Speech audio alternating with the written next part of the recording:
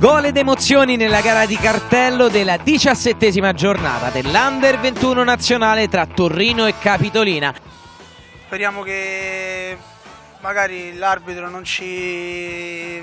metta in difficoltà durante la partita come è successo all'andata espellendoci il nostro capitano,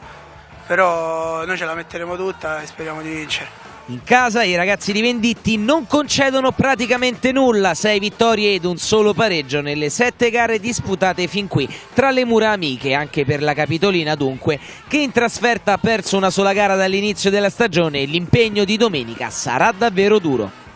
Non credo che il fattore campo cambi molto in funzione di quelli che sono i valori del campionato, insomma quando vai a giocare in casa o fuori dipende molto quando stanno le partite equilibrate, ecco, in questo senso noi sì, dobbiamo farlo sfruttare questo fattore campo, ma sapendo benissimo che loro sono una squadra attrezzata per crearci comunque dei problemi. In caso di vittoria gli ospiti legittimerebbero la seconda posizione in classifica, il Torino invece vuole avvicinarsi alla piazza prevista ad inizio anno, ora occupata inaspettatamente proprio dalla Capitolina.